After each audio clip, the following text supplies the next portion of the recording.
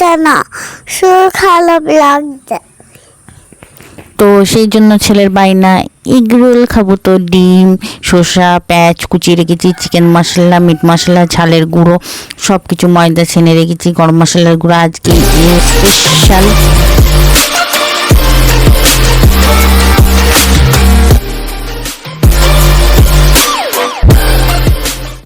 আজকে স্পেশাল হচ্ছে এগরোল বানিয়ে দেবো। তো ময়দাতে অল্প লবণ দিয়ে একদম ডো বানিয়ে নিয়েছি, 4টে করেছি, 4জন মানুষ। এদিকে কড়াইতে সর্ষের তেল দিয়ে দিয়েছি, দিয়ে পেঁয়াজ কুচি, ঝাল কুচি, তারপর বিনস, যা সবজি থাকে, টমেটো কুচি, বাড়িতে যা আছে তাই দিয়ে একটু চিকেন মশলা, মিট মশলা, একটু ঝালের গুঁড়ো সব কিছু পরিমাণ মতন, আর একটু স্পাইসি করতে গেলে একটু চিলি ফ্লেক্স দিতে পারে, লবণ দিয়ে ভালো করে ভেজে নিচ্ছি। এইদিকে আমি রুটিগুলো বানিয়ে নিচ্ছি একদম সুন্দরভাবে গোল গোল রুটি সব। আর এইদিকে হয়ে গিয়েছে প্রায় হবানোর কিছুক্ষণ আগে ডিম সেদ্ধ ডিম লম্বা লম্বা করে কেটে নিয়েছি, দিয়ে গরম মশলার গুঁড়ো দিয়ে নামিয়ে নিচ্ছি একদম। এদিকে রুটিগুলো আমার বানানো শেষ, রুটিগুলো আমি সেঁকে নেবো, ওই কড়াইতে একেবারে করে নেবো। আগে অল্প আছে রুটিগুলো সেঁকে নিয়ে পরপর করলেও হয়, কিন্তু একসাথে করলেও হয়। এদিকে আমি রুটিগুলো সেঁকে নিয়েছি, আর একটা এতে পাত্রে ডিম ফাটিয়ে নিয়েছি, অল্প পরিমাণ লবণ দিয়ে ডিমটা গুলিয়ে নেবো। আর ডিম ফাটাতে গেলে ডিমের খোসা পড়বে না এমন কোনো মানে সময় নেই আমার।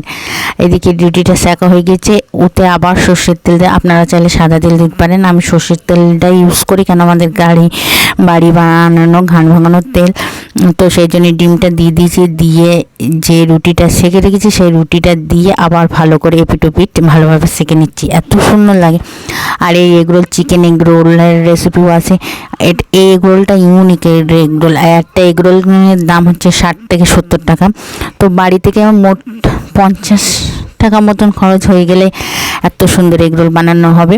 আর এদিকে 4টে এগরোল বানিয়ে নিয়েছি, সেই দিকে পুরটা করে নিয়েছি, সেই পুরটা দিয়েছি, তারপর বাদাম কুচি, শসা কুচি আর টমেটো সস, বাস আর কিছুই না। আর আপনারা চাইলে একটু বিট লবণ ছড়িয়ে দিতে পারেন, দিয়ে রোল আকারে করে নিয়ে খেতে সার্ভ করবেন। আর এত সুন্দর হয়েছে, একটা খেলে মন ভরবে না, দুটো তো খেতেই হবে। তো ভিডিওটা যেই পর্যন্ত, সবাই ভালো থাকবেন, সুস্থ থাকবেন, আজ ব্লগে থাকবেন, আমাদের জন্য দোয়া করবেন। খোদা হাফেজ, বাই বাই, টাটা। আর আমার চ্যানেলটা প্লিজ সবাই সাবস্ক্রাইব করবেন, পাশে থাকবেন। আর ইফতারে, সন্ধ্যার নাস্তায়, বাচ্চাদের টিফিনে এইভাবে বানিয়ে দেবেন, তো সবাই খুশি হয়ে যাবে। আর একটা খেয়ে বাচ্চাও যেরকম, ডিম আছে আর ডিম সেদ্ধ আছে, পুষ্টি, অনেকে ডিম সেদ্ধ খেতে চায় না, তো এইভাবে খাওয়ালে একদম পুরো সব পারফেক্ট। আর বাড়িতে বানানো সবচেয়ে হেলদি। তো খোদা হাফেজ, বাই বাই, টাটা।